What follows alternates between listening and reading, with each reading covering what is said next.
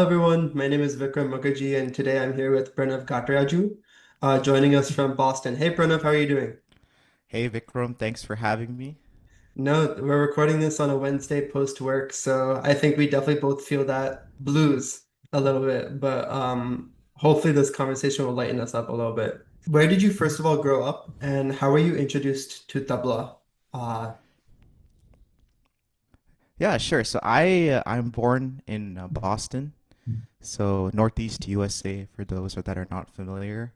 And my I was introduced to tabla so a little bit before that. Actually, my I do come from a musical family. My mother's a Bharatanatyam dancer oh, great. in this area, and surprisingly, most coming from a South Indian background, the expectation would be that you learn mridangam or you learn Carnatic vocal. Mhm. But my father actually, around the time I was born, was learning tabla in Boston. So there's a really famous school in Boston called the LearnQuest Academy. Okay, I've heard of LearnQuest, yeah. Yeah, so LearnQuest, they host a big music festival every spring. But in addition to the music festival, they're actually a music school. So at that time, my father was taking lessons with my first guru. His name is Dr. Nishikant Sonwalkar, Okay. and he was learning. He learned from like 97 ish. I was born in 97, that time period. So he was learning then, and when I was born, like my father had to. He started a company, so he wasn't able to learn seriously anymore. But when I became of age, he told, I couldn't learn seriously, but I want my son to learn. Mhm. So he put me in the classes. And in addition to the classes, our family, we follow Satya Sai Baba. And growing up in that sort of setting, bhajans are a big part of the proceedings that go on. Yeah. So every week I grew up in an environment where on Saturday we'd have tabla class, and followed by tabla class we'd go for the bhajan sessions. So Yeah. we'd do all the learning in class and then all the application when we had to sit for bhajans. So Yeah. that's how I started learning. And should I continue, or are there any questions in between you want to ask? No, that's super cool. I Yeah. mean, it's very interesting how so many of us live such parallel experiences. I mean, I think for many, first generation immigrants, perhaps growing up in India, they didn't really get the opportunity to learn music themselves. So going to America, they really wanted their kids to learn music. So like in my case, my dad never learned tabla, but he really, really wanted to. So luckily, like as soon as that opportunity came up, I was able to be put into classes and whatnot. So in many ways, I think we're living out a generational dream here, trying to play tabla and balance the professional life that we all live.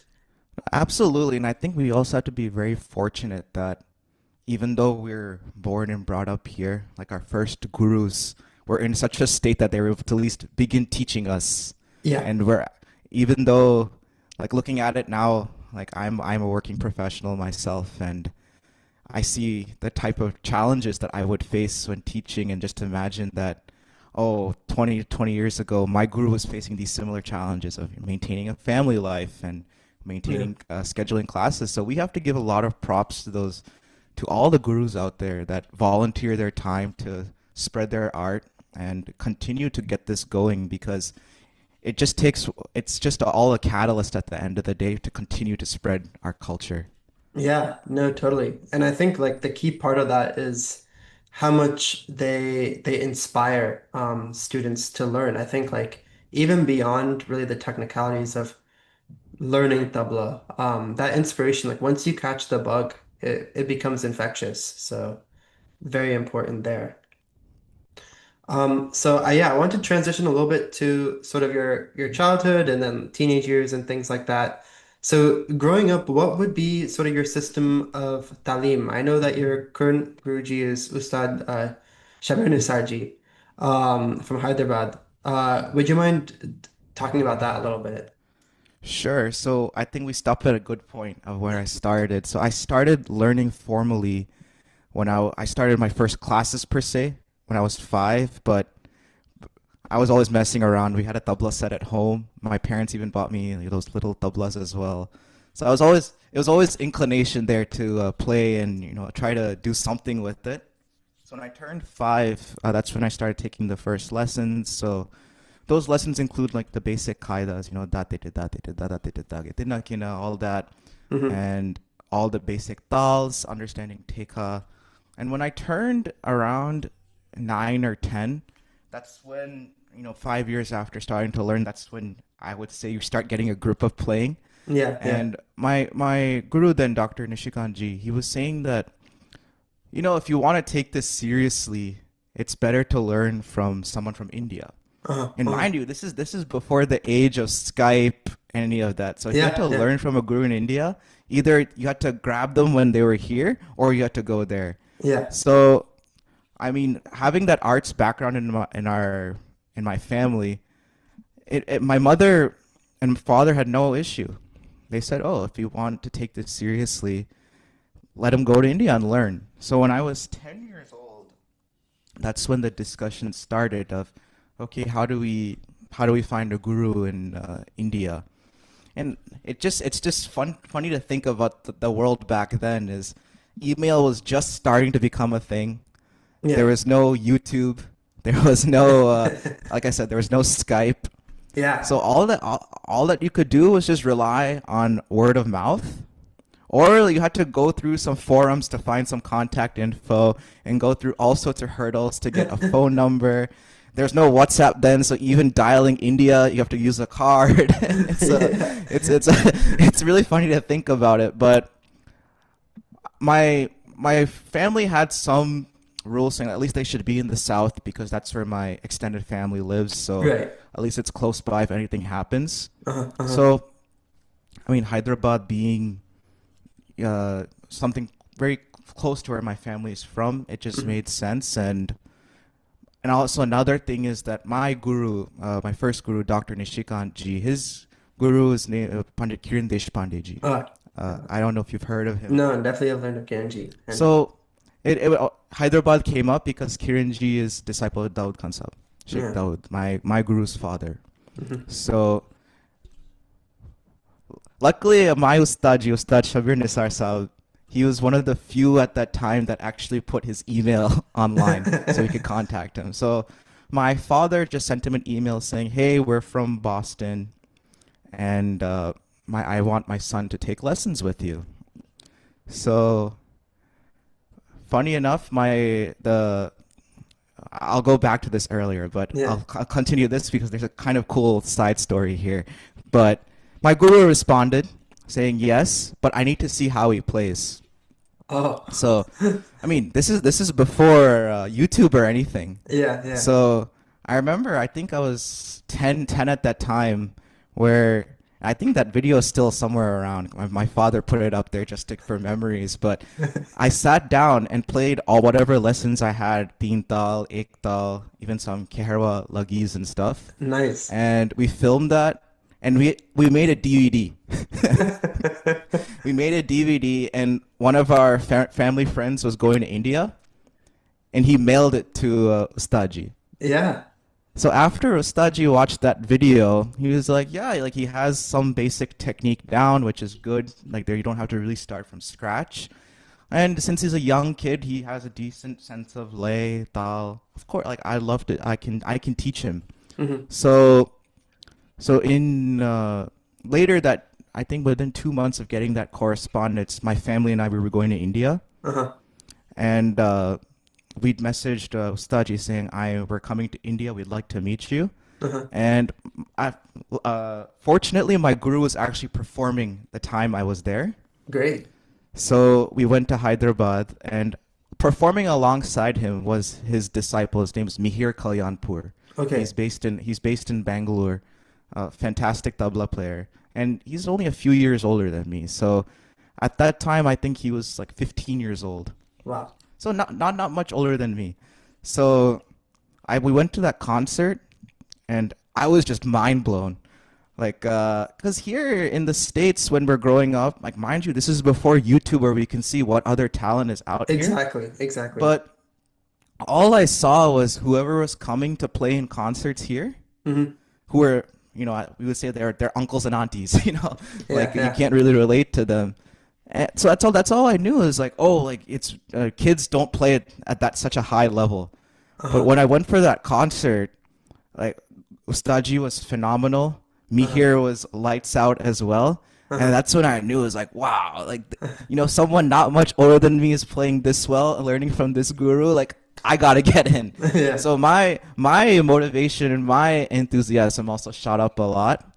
And after that concert, uh, I got to meet Ustadji and we discussed, the kind of the logistics of how this would work Uh-huh. and Uh-huh. what this arrangement would look like. And we came to the agreement that if I were to go there, I had to Uh-huh. stay in his house. Wow.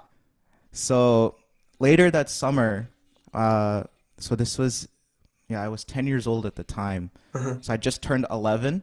Yeah. And as soon as the school ended for the Uh-huh. year, Uh-huh. within a couple days, I was on a flight to India by myself Wow, 11 to years to go old. learn from my guru. Uh-huh. So I mean, my parents, like all my extended family members, are like, they're all going, "What are you doing? Yeah, of course. Like you're sending your kid all alone to a stranger's house, to a place where we're not even from. Yeah. Like we have extended family members, but you know, like my closest family member was my grandparents. They're like 6 hours away. Like, Okay. what are you in your right mind?" Yeah. But my parents are like, like if you want to take this art seriously, these are some of the steps you have to take. Yeah. Yeah. So my grandfather came to pick me up from the airport. We had breakfast and then we went to Ustaji's house. So at that time, I mean, I never had any serious riyaaz or anything. I think the maximum I would sit down to play was maybe like half an hour. Wow. And that too, just brushing through all the lessons just to say, oh, I played. Yeah. A little bit of And jamming. this was, Yeah. yeah, or just messing, honestly, just messing around. There was no, like, you can't even say it was real practice. Yeah. So I remember he came a little bit earlier that year to the US. He was on tour. Uh-huh. So he came to my house for 2 3 days and he gave some basic lessons. So, that they did that, they did that, they did that, that they Yeah. dug that they did all basic the Kindness. deliberana Yeah. kaidas and variations to practice. So I used to just go through it once, play Tihai, and then say play the other kaida, play one rela, and then that used to be practice. Call it a day. So, Yeah. so that's when I realized that what practice is. You start, a little slow, and then build up to it. You just don't rush Right. through it. Yeah. So I remember the first day I practiced, I played maybe like 25 minutes, and then he sent his. He had one disciple living up with him at that time. His name was Uday. Uh-huh. So they sent Uday upstairs saying, you should continue to play. And I said, oh, I finished. So then that's when they realized that I actually never learned how to do Riyaz properly. Yeah. So for that entire summer, Uday used to come upstairs and sit and watch me. And As only you did, until, yes. yeah, only until, I could go on, move on to the next variation. Once he said, okay, go on to the next variation. Uh-huh. And so that's where I learned, how to practice properly, what sort of what that entails. And soon, like 30 minutes became 45, 45 became, an hour and a half. My guru understood that, I'm still a kid, right? So Yeah. Yeah. sitting past an hour and a half, it's just diminishing returns at that point. Right. So Right. what the day looked like was I used to wake up around like 7 in the Uh-huh. morning, just get freshened up a bit and practice for a bit. So one session would be from like I would say 7:30 till 9. Uh-huh. 9 o'clock I'd get breakfast, just get settled a bit, Mm-hmm. and again just do a little bit if I could. If there's anything else around 10 to 11:30. And my guru was actually a lecturer at the local music college in Hyderabad. Okay. He retired. He retired after almost I think almost 25 plus years of service. Uh-huh. So Wonderful. what that schedule was, we used to leave at like noon, Uh-huh. and that's where my lessons used to be, from noon to 6, just continuous playing. Of course, with breaks in between, but it was Yeah. just noon to 6 was like face to face time with him. Uh-huh. And then from the college to his house is another 45 minutes. And typically in the evenings, the in Islam they have their prayer times. Right, right. So usually Namaz. we don't practice in those times Uh-huh. until after 8:15, but Uh-huh. rarely I'd ever make it to 8:15. I'd be completely Yeah. dead. That's a But full this day of was the practice. practice. This is the practice we used to do for whenever I used to go. I did this. I went from age 11 till 16 every summer. This is what I used to do, and this used to be their practice. Yeah, that's intense. Requires huge dedication, both A, on your parents' side and B, on your side. Of course, like you can't.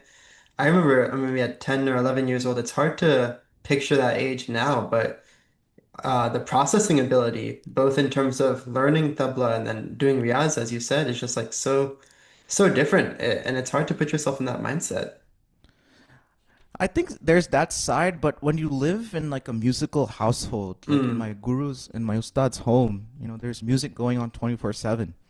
Like if someone's not playing, they're listening Uh-huh. or they're talking about it. So when you're in that environment, it feels kind of awkward to not be doing music or Of course. not being doing something. Yeah. Like I remember, like there's a couple times I think I went ninth and 10th grade summers, and we'd have summer work we'd have to do. Uh-huh. So during those off periods, I used to, just do some reading or do some other problems. It used to Yeah. feel awkward. Like I know I have to be doing this for school, but just doing it in Ustaji's home, like just post Riyadh, it feels kind of weird. No. So, so that's the thing is when you're in that sort of environment where you're just immersed completely in music, you just lose track of time.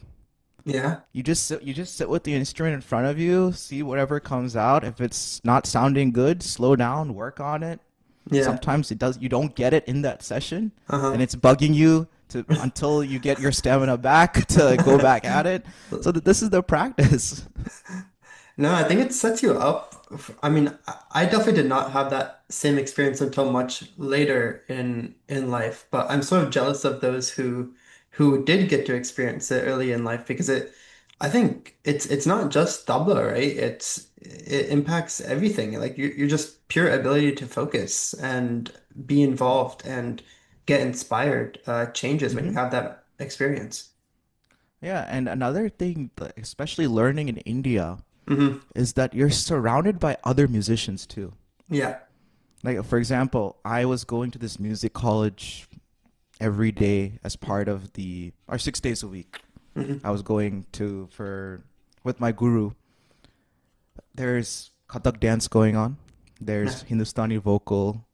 Just seeing that environment, you get so inspired just to keep going, to keep practicing. Yeah. Even when we come home, when Ustaji's other disciples come to take lessons, we all sit together in the room, practice together. Even if it's an old lesson of mine, if I know it, there's always room to improve. Of Even course. to this day, like whenever I get to go back to Hyderabad, they we all get together. We play some old lessons. Yeah. There's always new insights that come for Of that lesson. course. Like Of what sort of course. weight to be what sort of weight to be put on certain strokes, whether you should change, your baya fingering to get the same effect of the wording.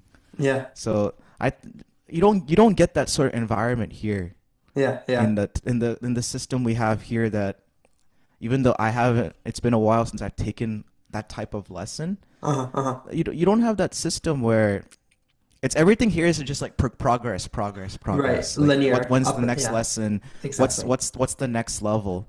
When you Yeah. realize that in music, it's not really there's no level per se. Yeah. It's just more you just grow as a musician. There's no barrier to there's no next level. There's no ascendance or graduation. Yeah.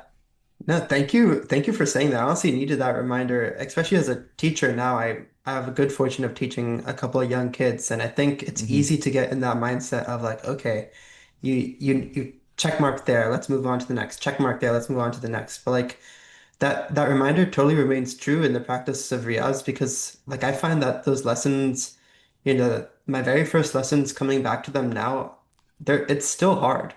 Like Hmm. just because, you're synthesizing new information and then trying to reflect that on the old information, you're taking it to a different level at that point. So even like it's a hard qaida, no doubt Yeah. about it. Yeah, yeah. Like that's why I never, whenever I say these compositions, I never say beginner kaida or like Yeah, beginner lesson no, it's not like because that. I don't believe in that. No, For that, for example, Dilip Garana kaida date to date. It's a good foundation setting kaida. It yeah, sets the foundation, but it's by no means a beginner level. We've had no, Zakir G play it in his concerts yeah, publicly. yeah, yeah, It's so many times and blows our mind yeah. how But he plays that same dati dagi na dati rikite. Like you if you open up YouTube, people will say this is like a beginner kaida. Not yeah, at all. no, Not at no, all. no. Because even like one small change can make or break how you're perceiving that qaida, right? Hmm. It's very fascinating. Yeah, Yeah. just the way the kaida system is. It's all about improvising within the bowls you're given. It requires a different level of mastery to come up with some of these variations. That Hmm. too within the time cycle. Like you can take the same dati dagi na dati played in tinta, played in rupak, played in japtal. Yeah. Same bowls, but you'll find different challenges everywhere else. Yeah.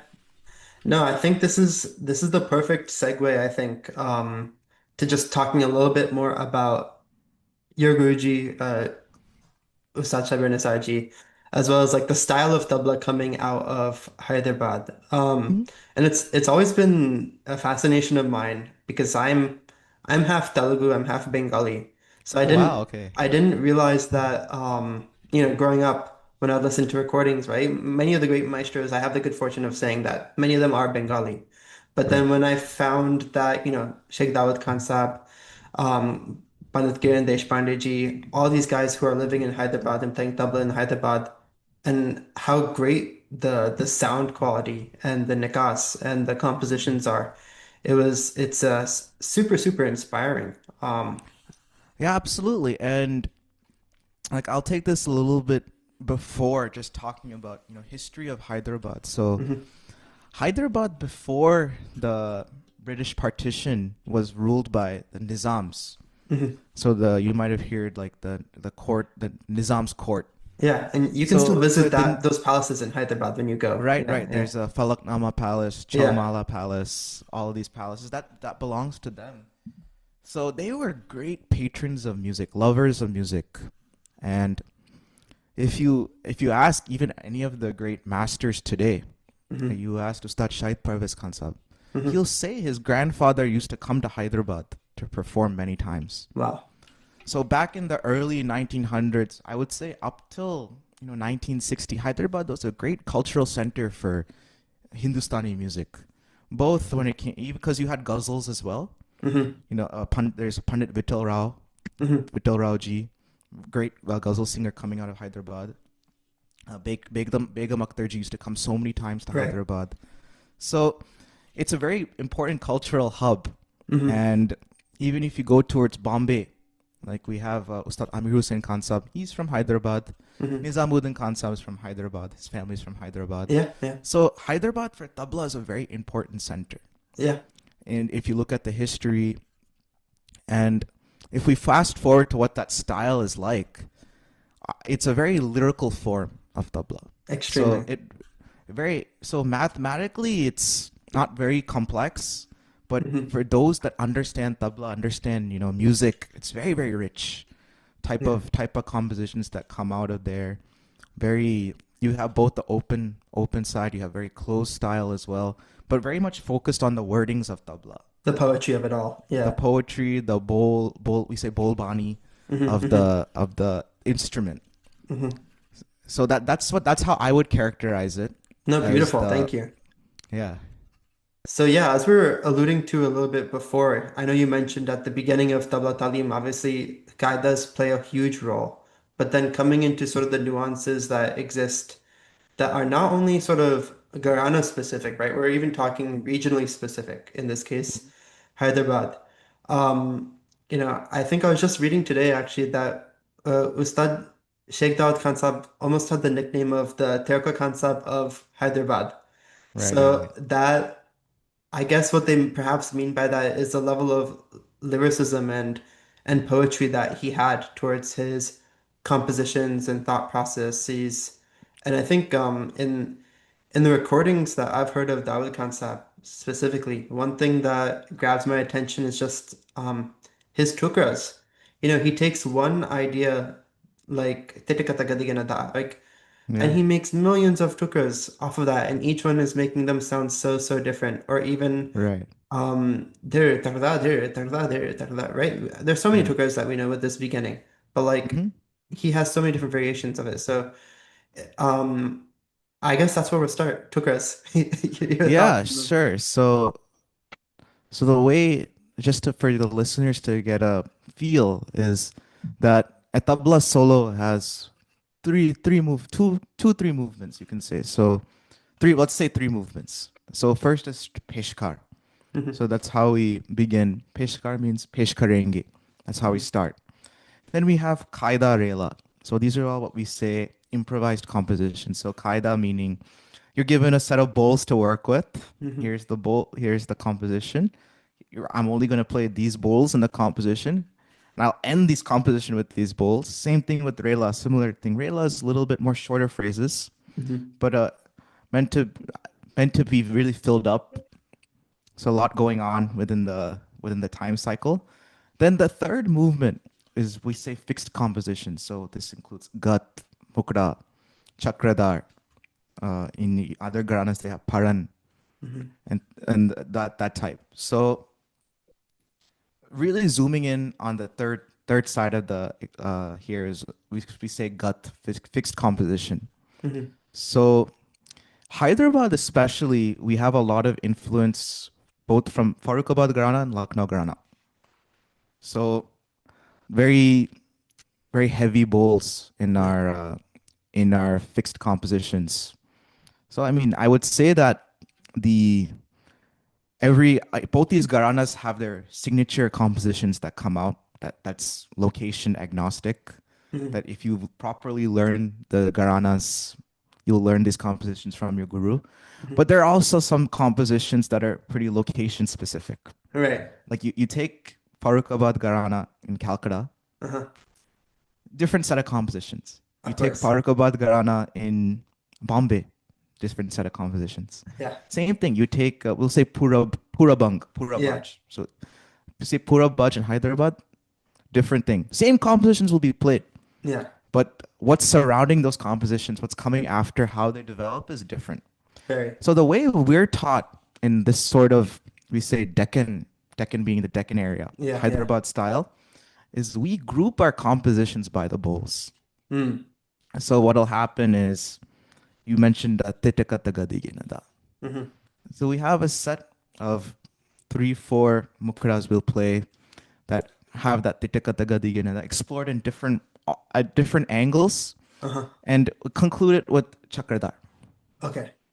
Same thing. We take Dinta Kitakatangarda, Mm-hmm. another example where anything Tangarda, anything that has that sort of feeling, we'll Right. group as one Yeah. and we'll present. Yeah. Another one is we say sum to sum. Uh-huh. So all short tukras, mukras that we play Uh-huh. that in Drutle it'll come as two cycles, but in Madhya is one cycle. Okay. And we end with that. Yeah. So that's how we group our compositions because the way we believe it's systematic. Yeah. Like a lot of these compositions are composed on the fact that they're building on top of each other. Like True. someone would have composed one composition, someone else hears that composition and builds something else. Yeah. They won't play the same composition. They'll build their own composition, Mm-hmm. and that's how the repertoire just evolves. Yeah. So that's kind of the thinking there, and especially when we're taught in well, when I was taught this, we're always taught that the real tabla is always in this fixed composition, Yeah. and because tabla is language, right? Yeah. In any language, regardless if it's spoken language or abstract language like tabla, Mm-hmm. the beauty is explored through poetry, Right. right? And Qaida Rela is like exposition. Right. where you're given a prompt. Yeah. You're asked to explain that prompt, and you're asked to give a concluding statement. Right. Whereas poetry is abstract. Yeah. Yeah. You explore the meaning through metaphor, through other imagery, Uh-huh. and sometimes it's not a clear ending, Yeah. right? Yeah. There are many guts and all that don't have a tihai, Yeah. but it's still poetry. It's still composition, Right. and Right. that's just how the beauty of the language is explored. Yeah. No, and I think, listening to tabla that gets permeated, I think it's easy for all of us to fall victim to this is to, see how mathematically complex a composition can become, see how, where it's landing on the sum, or if it's a kamali or if it's a family chakradar, catching that da there, right? Hmm. But I think exactly what you said, like guts are equally, if not more important for those reasons. Hmm. And if you don't mind, please, if you can demonstrate maybe one such example of sort of groupings of tukras or grouping of moras, if you don't Yeah, mind. sure. So you mentioned Titakata Gadiginada. We'll Yeah, play a little bit of that. yeah.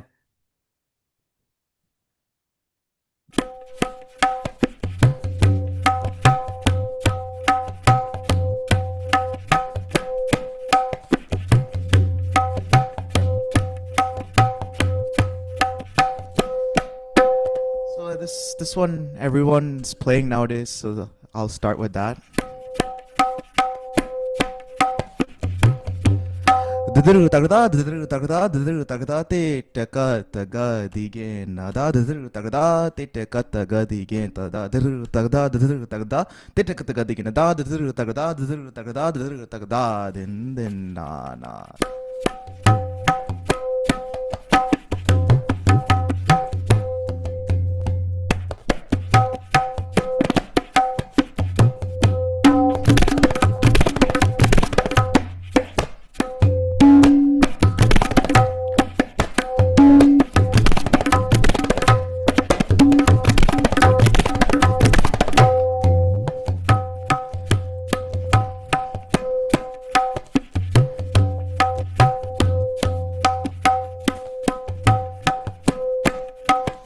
So next one. Didiru tagada, didiru tagada, didiru tagada, te te kata gadi gena, didiru taru taru takranda, te te kata gadi gena, didiru taru taru takranda, te te kata gadi gena, didiru taru taru takranda, din.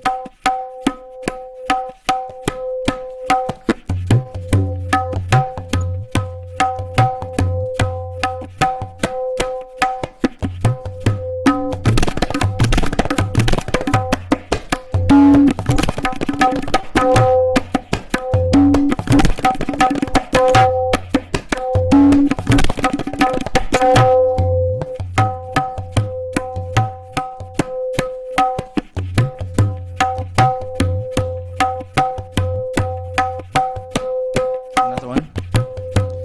Didiru tagada, didiru tagada, kat, didiru tagada, ti te ka taga digen tada, didiru tagada, kat, didiru tagada, dirkat, dirkat, ti te ka taga digen tada, didiru tagada, kat, didiru tagada, dirkat, dirkat, ti te ka taga digen tada, didiru tagada, kat, didiru tagada, dirkat, dirkat.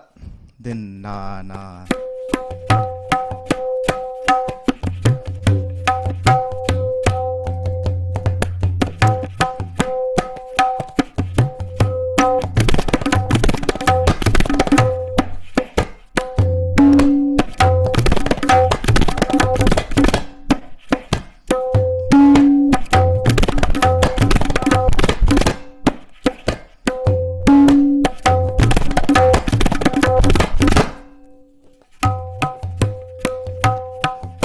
Yeah, man. So I'll just one chakradar, Yeah, please. and then same with the tikataga diganada. So this is called Sola Vartanka Chakradar. So 16 avartan long, 16 matras going on Tintal. So Wow. it's an interesting sort of composition composed by Ustad Sheikh Dawood concept.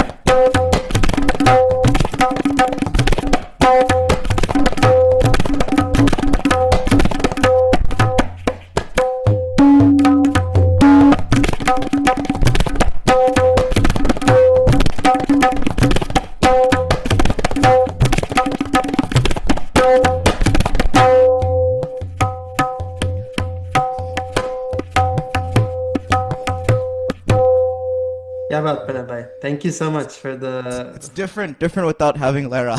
So No, but please bear with me. I think that as you were doing the parant and as you're hearing the composition, and earlier we were talking about sort of the abstract poetry that exists in these fixed compositions, that just having dirigat at the end of the composition already makes you feel some type of way, right? It's Yeah, invoking a different sort of ras, if you will. absolutely. That beautifully put. Yes. Um, no, thank you for that. I I think the next question I have for you is regarding sort of the tonal aspects of Hyderabad's playing, right? Hmm? And specifically Dawood concept. Because I think, we as tabla players, we might need to be doing a better job of describing perhaps what we're hearing Hmm? to make it more personable. So like when I hear Dawood concept, for example, playing, his tone is very it's both soft, but somehow also you can tell how much he's playing into the drum as well. It's Mm. not Punjab or Benares, but his hand has weight to it, right? Mm. The weightiness of the hand is definitely there. Um, the wetness, if I can say. Right, right, absolutely. That's the honest word that I feel when listening to the tabla. Would you mind sort of your perspective on tone and as we're talking about regionality differences in tabla, like what perspective you have on that? Yeah, absolutely. So when it comes to tone, so one of the first things that comes to mind is that, see, when we set our hand right, Hmm. some people they'll put the ring finger, kind of curved, Yeah, yeah, so you get a very sharp tone. yeah. So our fingers actually they're both uh, uh this one ring finger and Hmm. index finger are rest on the drum. So we Mm, strike like this. yeah. And we've placed a lot of emphasis on playing from our shoulder. Mm. So we say that all of our strength should propel like this. Okay, So on the that's why, arm. like, when we play, we don't see a lot of like, our elbows a little bit down, like Uh-huh. this. Yeah, yeah. Like, if you look at other places, they'll be a little up, Or side, yeah, yeah. a little to the side. But here, it's very rested. So we Hmm. play like this.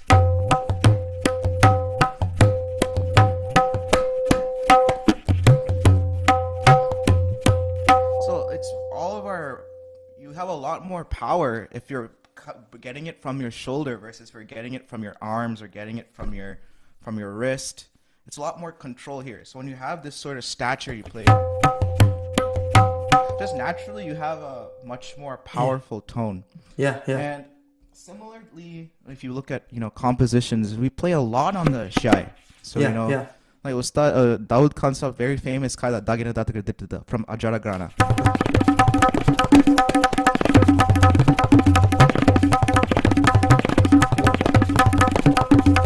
So very much like striking on exactly Yeah, in the center. Even exactly. when we play Tirikit,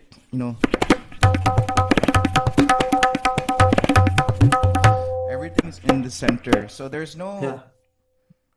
there's no sense of, oh, sometimes you play Tirikit on the edge, Hmm. or Hmm. sometimes you can take instead of Tirikit you play just a tak. Yeah, Everything is the full words. Like yeah, some compositions he plays such fast speed, but so clear. One is the kaida da terka dinagina dagi terka dinagina.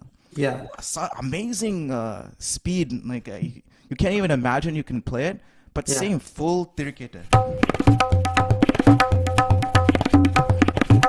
Like think of that sometimes two or two or two or Yeah. two two or 2.5. But just relying on the correct wording. And Yeah. same thing when it comes to single double. There is no No changing of shortcuts. words or Yeah. any shortcuts. Like, one such one that gets played a lot is this one. Yeah. Yeah.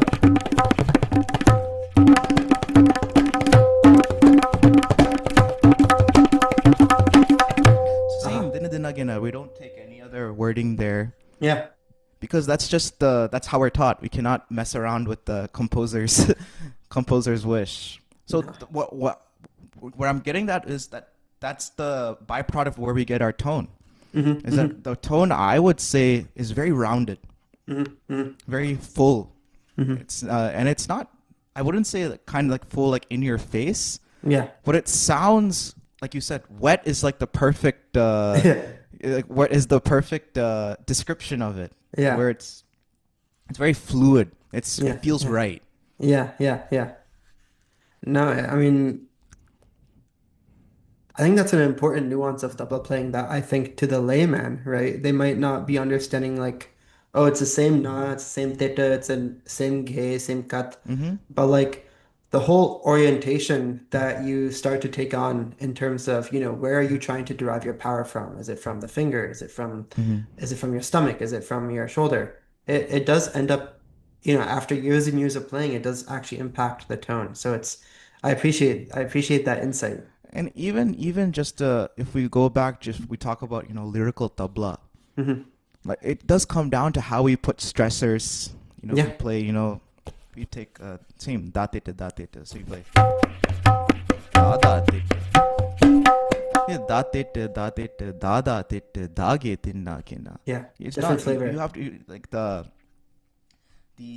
wording has to match up with what you're playing. So when you're playing, same. Mm.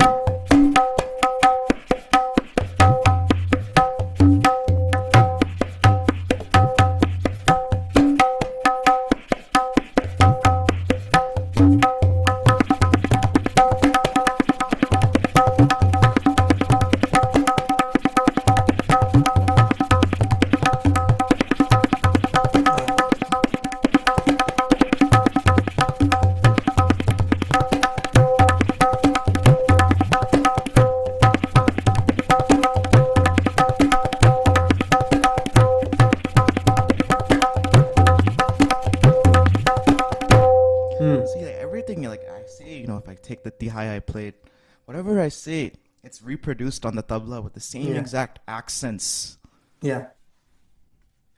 No, and I think again, coming back to I think what I said earlier, it's like music is not something that you get a progression report really for, right? I'm sure when you first learned that qaida, right? For as an example, you didn't feel that level of expression or you didn't feel that where should I place the emphasis? How am I feeling it? But like as we're reflecting on it now, right? We're looking at it from a complete worlds apart. No, absolutely. And see what that's the kind of the evolution of an artist is something like tabla is yes, we have the ability to play very fast. Hmm. Like people say like he shreds it on tabla Yeah, or yeah, he's yeah. ripping it. Yeah, a But shredder. there's a time for that. Absolutely. For Yeah. example, if you're playing with sitar, he's shredding it. You got to shred too. You can't be calm in the ocean at that moment. But the point, what I'm getting at is that it's not all about shredding. There's also like a soulful side to it, Exactly, and exactly. that just comes with time and understanding. Yeah. Like whatever most of what I play right now, I learned from 10 to 16. Whatever I Yeah. play. Yeah, yeah. But I could say I could play the same thing for someone that doesn't know anything about music now, Uh-huh. like how I play it versus then. I might be able to play it, X amount faster, Yeah. but it's a much more soul evoking Yeah. presentation nowadays because I understood, oh, this is how much weight I need to put at this position. This is how I should come to the sum. Here is a Hmm. good tihai for this kaida that's not too winded, but at the same time gets the job done. Yeah, It yeah. concludes it nicely. That Yeah. just comes with time, comes with seeing what other people are doing, how they're coming to a conclusion. That's the beauty of this type of music is you load up all of this information, but then how you work with that information, it's work individual to individual. Of course. It's yeah. And I think the same can be said. I think a part of why I'm having this podcast series and one reason that I care about it is, right, we're not necessarily saying this information to be the be all and the end all of tabla thought, right? We might be feeling differently about these same compositions that we're talking about now, and another 20 years, and another 20 years Mm-hmm. after that, we'll probably have a completely different outtake, right? Yeah, yeah, But absolutely. like, I think that level of reflection and that level of, yeah, just understanding will change over time. And I think it's important that we try to capture and express these things. Mm-hmm. Yeah. So the last maybe I should actually rewind a little bit just because you talked about it a little bit as well. Um the gut compositions of or sorry, not gut, the Qaeda compositions of Hyderabad. Yeah, I've definitely noticed, as you said, more Burabang compositions with different takes on them, right? Right, the one you just said, "Ta trika-tina-gina, taga-trika-tina-gina, tagina," you played with tirikata, right? Yeah, Another person might play with trika, right? yeah. So, any that come to mind or any that you're particularly fond of? Um, oh boy. Too many to Got me, count. got me really thinking deep in the archives. No, but there are definitely some compositions Yeah, that that we play a little differently. yeah. Um, like one that comes to mind is a tagadin dagate tikite dagate trikadin agina. Mm. So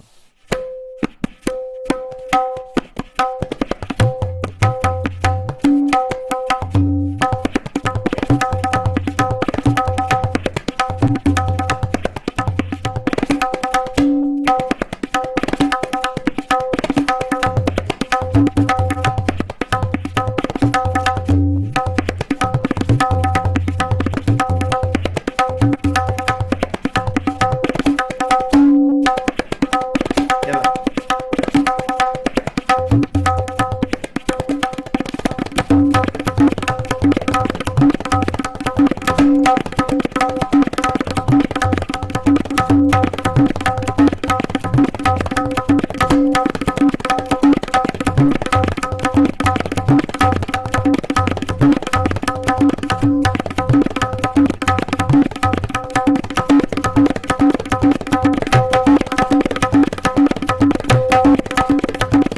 क्या बात है? so the one such kaida you go to Delhi.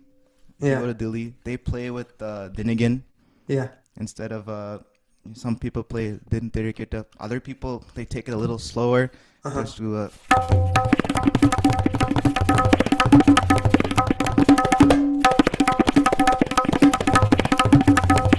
क्या बात? they'll play it that way.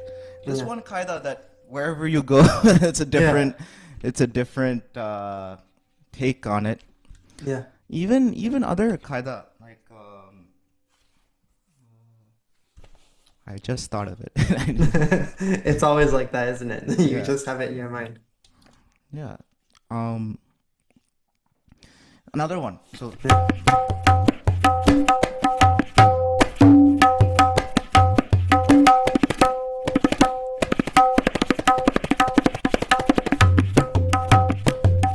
so many people will take this kaida and just play this much. Yeah. However, you look at Tirukwa Kansab or even Dawood Kansab when they play this, they always play a rela after this. So Yeah. they'll Yeah. play.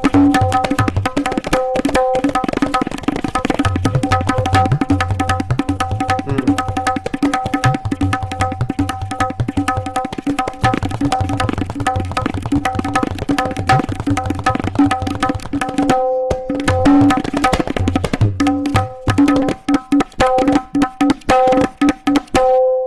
ba, So kya they'll ba. always end with a short tukra too.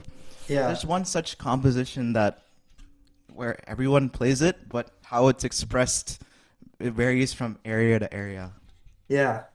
And even the earlier one you were just mentioning, the dagdin, dagdin, dagdin, Yeah, like tagadin even tagatiri, yeah. it gets exposed as a row too Yeah. sometimes. Mm-hmm. So it's you know it's crazy that like you learn one kaida one side of the country or one part of the states, if you will, and Yeah. then completely different expressions somewhere else. Just I guess Mm-hmm. proves the endlessness to all of it. Yeah, even if you look some of the if you want to take Garana for example, like in you take the same Farrukhabad Garana, Hmm. like one composition that comes to mind is like you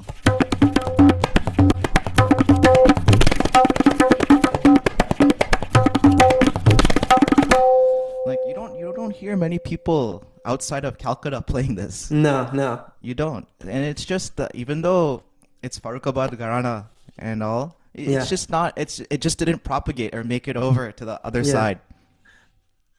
In some ways, I almost feel like you know, I often t it's very easy to compare tabla to rap in some ways, right? Like different parts of the states, right, have different sort of cadences, different flows. So Hmm. like what sticks in one place is not necessarily what stuck in another place or what became popular. No, absolutely. It's like I was explaining to this as different, different recipes, right? Yeah, of Like course. if you take, let's take biryani for example. You go to Yeah. Hyderabad, you get one biryani. You go to Madras, you get a different variety. I'm sure in Calcutta, Delhi, Lucknow, they all have their own varieties. Yeah. But biryani is biryani, That's definitely something all tabla players can get behind. Biryani for sure. Yeah, so the next thing I would like to focus on is accompaniment. right? So obviously from Hyderabad, and I guess we could look at it two ways. One is that Dawood Khan Sahib and sort of what he got exposed to in terms Mm-hmm. of accompaniment. That's one leg of the question that I'd like to ask you. And then the other is sort of how to find accompaniment experiences in the US. So in Mm. whichever way you want to take that question, please take it away. Sure. So we, we explored tabla here, and tabla is incomplete without talking about its main purpose, which is accompaniment. Of So course. whatever we learn solo wise is for our own growth, our own help. But at the end of the day, any tabla player's role is to just, I wouldn't say be supporting character, but just be the anchor. Yeah, Like really, anchor. really, really hold the fort down. Yeah. Because at the end of the day, the singer, even, whatever melodic accompaniment is going on, they are relying on you to keep the time Hmm. and keep things moving. And all of these compositions we practice, we learn, are so that we have that control.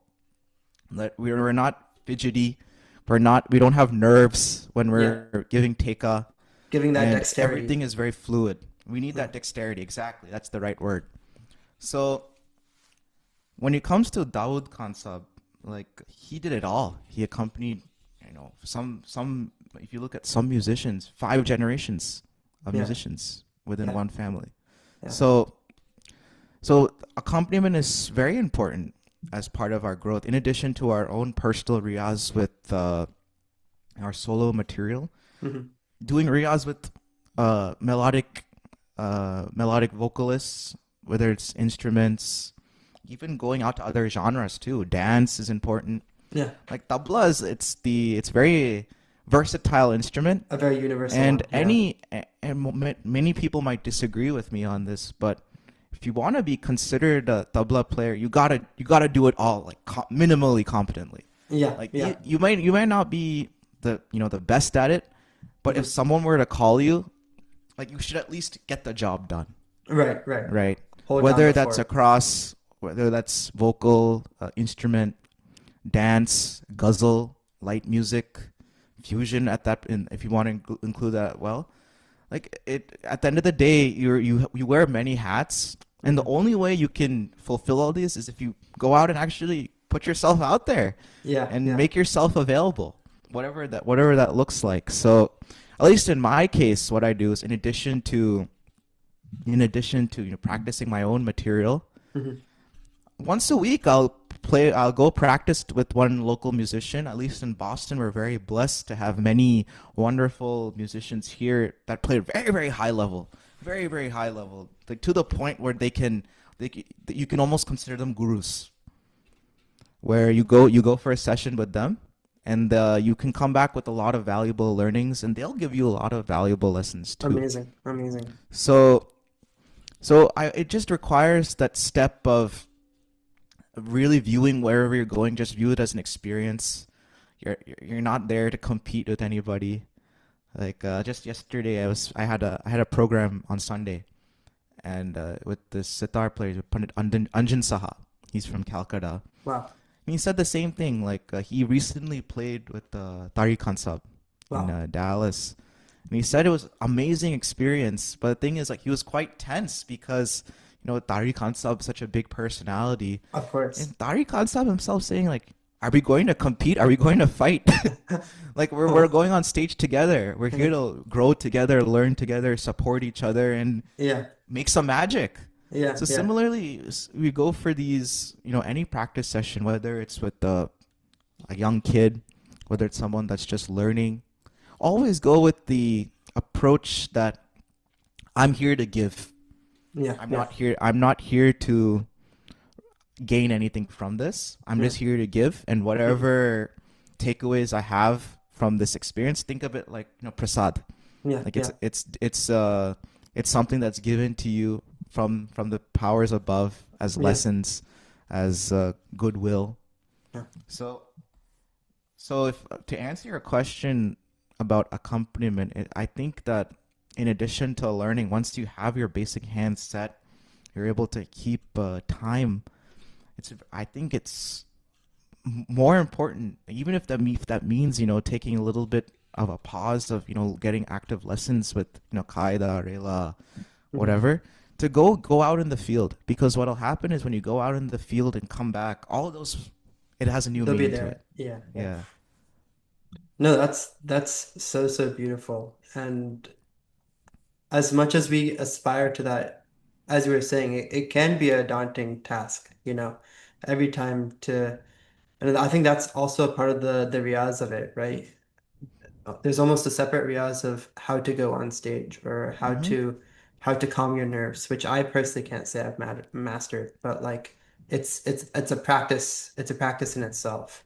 Mm-hmm. What steps did you take in specific, sort of growing up as you were receiving your Taalim from Nissarji, um, to receive or to have opportunities to accompany?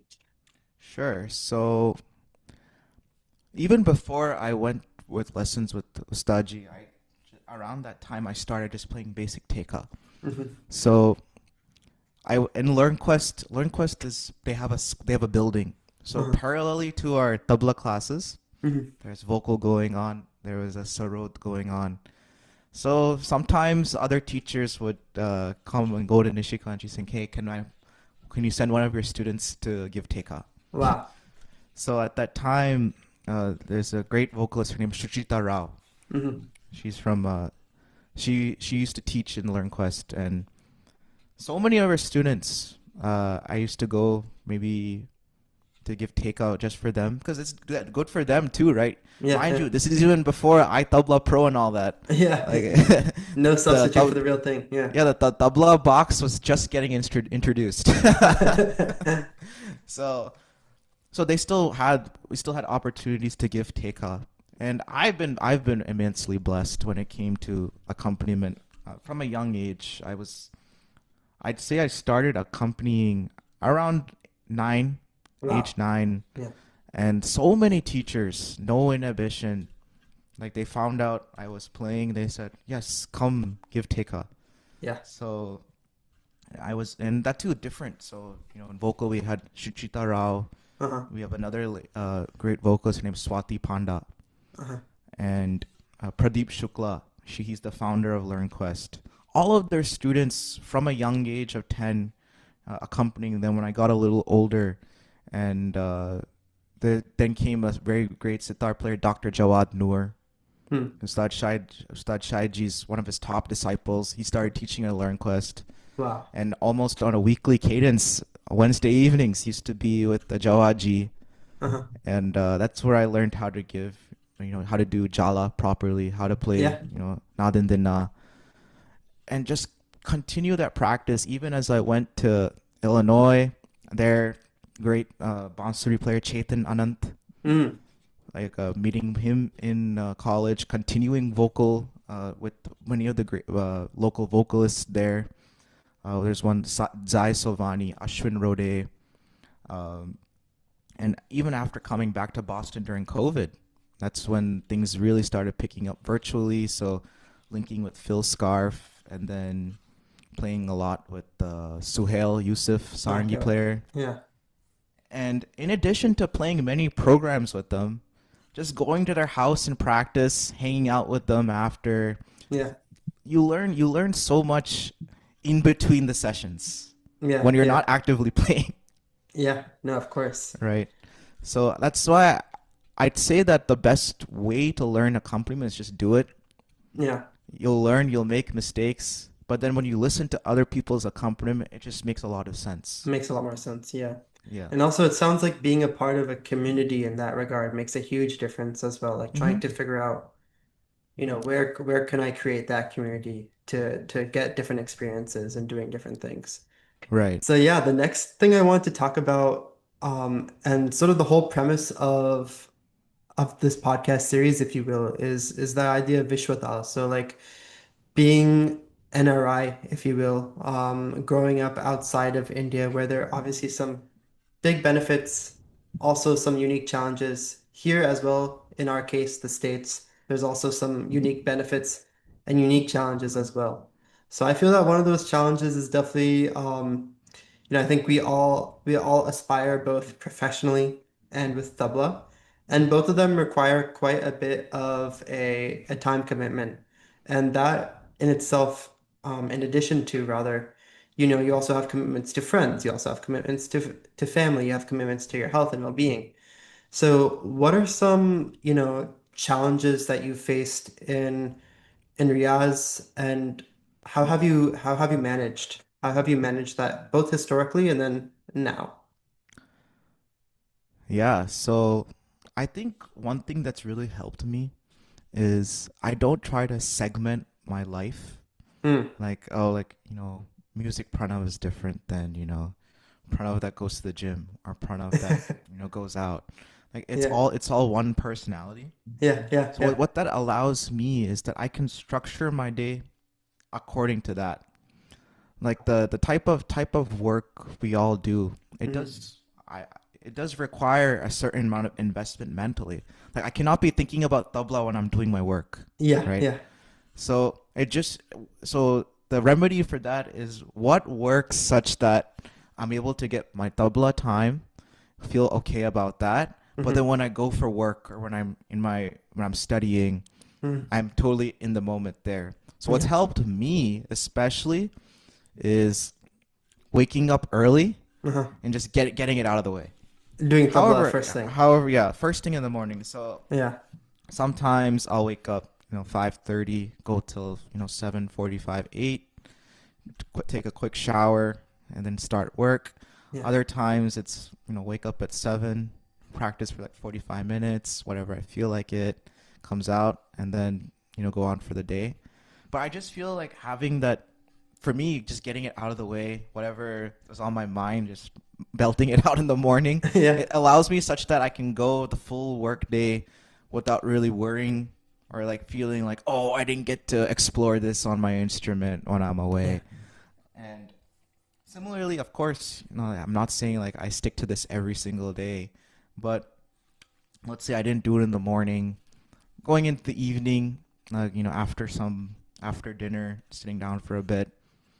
And I think I'm at that stage where like doing more and more hours, like sitting 4 or 5 hours in one sitting, it's not gonna reap much benefits. Yeah. Like Yeah. I've that stage of my life is done. Hmm. What I need to focus right now is first of all, like getting settled in life, Yeah, yeah. Number one. In Number itself, a two, huge challenge. yeah. And then number two is just not lose the love for the instrument. You Yeah, know, like fostering I that feel love. like I've seen it so many times. You know, people I grew up with, phenomenal musicians that like they start to feel that like an obligation to practice, and Hmm. when you start feeling it becomes a chore. Yeah, Who likes doing that? You know, who yeah. Nobody likes does. nobody likes viewing it as a chore. So Yeah, striking that balance of yes, I'm making enough progress in my music, but it's not taking a toll on my well-being, whether yeah, that's my mental well-being. It's not taking a toll from enjoying life, yeah, and that's everyone's challenge. Whether you're trying to take this up, you're in the performing circuit, or you're just viewing it as something as your safe space. hmm, Just finding that balance such that you feel you're progressing every day, yeah, but it's not detracting from important stuff of life, important parts of life. yeah. No, I think what you said at the beginning and the whole thing was so important. Like allowing yourself that fluidity and also having that understanding that like Tabla is a part of your identity, whether, as you said, you're at the gym or you're at work. And if I may add, I think there are definitely times that maybe all of us have done this is like, there's a boring meeting, a boring presentation going on at work, our hands start fidgeting, we start thinking about some Yeah, yeah, yeah. composition. So not shying away from that because I think on both ends, they both inform each other, right? You have a good time with friends, it makes riyaaz that much more fruitful. You have Mm-hmm. good riyaaz, it makes going to work that much more fruitful. Mm-hmm. So allowing for that symbiotic relationship to occur. No, Yeah. absolutely, and I think that's the beauty of having a practice like music Hmm. is even if you're not taking it professionally, or you're Yeah. not taking it to a level where you want to be out there performing in public or posting online, just having something that you're doing every day just for yourself, Yeah. Yeah. like to just to unplug from the world, really just focus on my time with my instrument. It doesn't have to be music per se.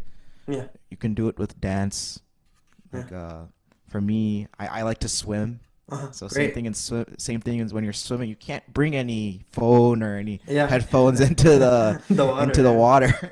It's the Yeah. Yeah. same thing, just having that safe space where you can be one with what you're doing right now, Uh-huh. and just really use that time, however little. It can be 30 minutes, 15 minutes, but really unplugging from the world and just being in the moment. Yeah. I think that's what makes life so much more better. Yeah. And again, taking away that daunting aspect of it, that I Hmm. have to do you ask for X or Y amount of hours and it doesn't always feel great because I think the reality of it is like there are going to be certain sessions that don't feel good, right? Yeah. And that's true for anything, right? It's true Hmm. for work, it's true on a test, it's true in the gym, anything. So just bring that same mindset and understanding to tablas is definitely very, very important. And it's all about just progress, Yeah. right? Like we talked about this earlier, that there isn't really a next level or graduation per se. Yeah. Uh, I whatever I practice right now, maybe 10% of what I do in a day is probably new material. Yeah. Everything is just revisiting the old material, understanding whether I'm getting the clarity down or not, Hmm. like what I can do better, if I have to make adjustments to my fingering, Hmm. and just trying to work on what I have already. Yeah. And like how you were talking about those earlier sessions where I believe one of your group guys was watching you, I think the whole benefit of good talim is that you end up understanding, you end up being able to bring that mirror to yourself very easily. Hmm. And really break down sort of, okay, I'm not getting the nikas right on this, or maybe I need to practice this bowl for X amount of time for my fingers to start feeling comfortable in it again, right? Hmm. Being able to constantly make adjustments. Yeah, What? and Go ahead, go ahead. I go ask your question. It might be related. No, my question is very sort of random. I think one aspect that I know that I struggle with Riaz is you know say you have to go travel for work. You're on a plane, you only get one carry-on, can't really bring the tablas. What are some things you do while you travel? Or you know that you have time away from the tabla, to try to still stay engaged and involved in it, if anything. Yeah, that's a great question. So I drive a lot for my work, Mm, like driving all over New England, wow. and as far. So I spend a lot of time in the car. So those are all times where sometimes I'll just put Lara Yeah. and just do some padant Yeah. and see, okay, because a lot of my time is spent accompanying, right? Yeah. Yeah. Yeah. So understanding what are some of the patterns I can play at different speeds, Yeah. what Yeah. sort of kaidas I can play when this at this lay, or like in this situation, what would be like a good thing to play? What are some good highs? Coming up with highs in the car, Hmm. and that's something. When another thing is just listen. So Yeah. just put on like for me, I'm among my circle very famous that whenever we go on a long car ride, we're listening to Vilayat Khansab. Oh, wow. Okay. Listening to all the great masters in the car ride. Recently we were listening to um Baswaraj Rajguruji. Mm, He's a vocalist. He yeah. sang a From phenomenal Karnataka. Puri. Yeah. Yeah, he sang a phenomenal Puriya Kalyan. Yeah. So listening to that, do that even in the hotel room. Even tabla might not be there, but you can at least mentally do riyaaz. See like, Yeah. okay, I heard this composition. What does that feel like on the drum? You can Hmm. just do some mental rehearsal. Yeah. So by the time that's finished, you're extra invigorated to go back into the practice room Of course. and Of course. test it out. Yeah. Yeah. I think that, you know, I wonder if this is a universal experience. I imagine it is, but all of our voice memo app is just filled with with random things. Oh Um, yeah, 100%. I definitely find that, I do a 6 hour drive pretty frequently for work, and Mm-hmm. those drives are definitely, as you said, like if I need to come up with a new composition or try to figure out how this fits somewhere else, those are the best times to do it because you're keeping you're at least staying engaged with driving, but also staying Right. engaged in another way as well. I mean, especially like around, I don't know how it is down there, but at least in New England, like outside a certain stage, like you don't want to be looking around anywhere else. Like, it's pretty boring. So there's nothing Yeah, else you can do other than just put yeah, something to pass the time. yeah. And also the traffic, I can't even imagine, especially in the Boston area. Oh yeah. Yeah. So good. I think this brings us to sort of the last. Perhaps I'll give you two quick two quick questions, and then we'll Sure. end the podcast. Just because you were mentioning it, Ustad Shabir, I figured I'd ask this question. So, if there's one artist besides your guru or your grand guru who you'd like to sit with or have some talim from, who would it be and why? Oh wow. Oh, I want them all. Hmm.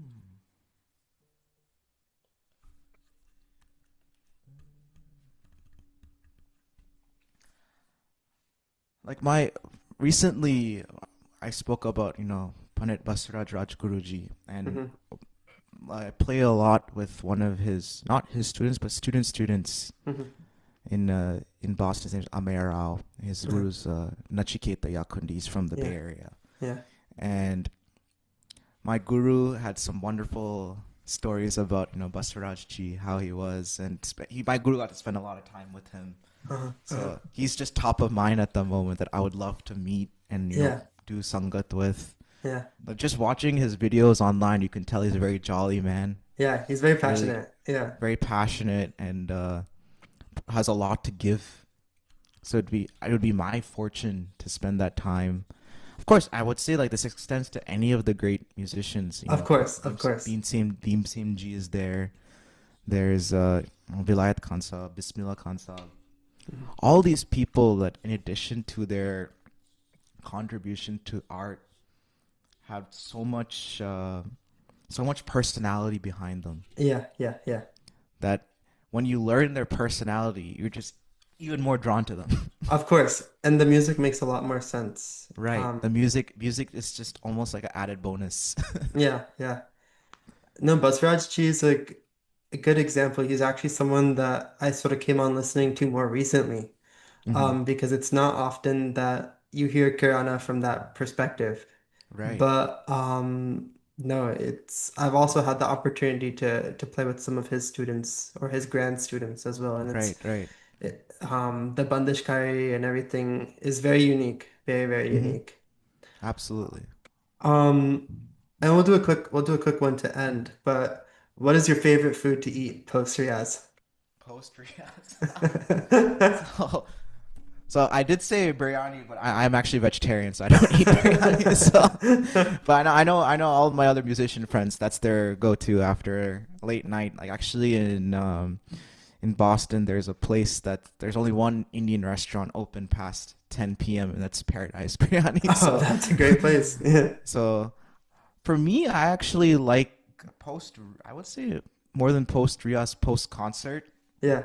I love going for like Paradise Biryani. Uh-huh. They have great biryani, like veg biryani is great, but Yeah. I'm Telugu, so I Yeah. love spicy food. So they Yeah. have the mirchi bhaji. Oh, Mirchi Bhaji's a good one. Mirchi Yeah, Bhaji's a so good one. that's probably what I would say is my go-to post-concert. That's everyone knows me that if we go somewhere, that's always gonna be on the table. Mirchi Bhaji. Are you a fan of the Mirchi Bhaji with the potato in it or no potato? So in Andhra, like they do a little differently. Uh-huh. Like sometimes they put onions. Uh-huh. They put different things. Like I actually just like the cut one, not the whole Okay. one. Yeah, yeah, Like yeah. I like the ones where they cut it and then fry it. Yeah. So S- I to answer your question without the masala. without the Yeah. masala. No, it's just straight Yeah. chili. No, wonderful. It's Yeah. awesome to hear that. And good to have things to relate to outside of No, music as well. absolutely. I think forget forget tabla player, but any musician by association is just a big foodie. Yeah, yeah, yeah, for some reason.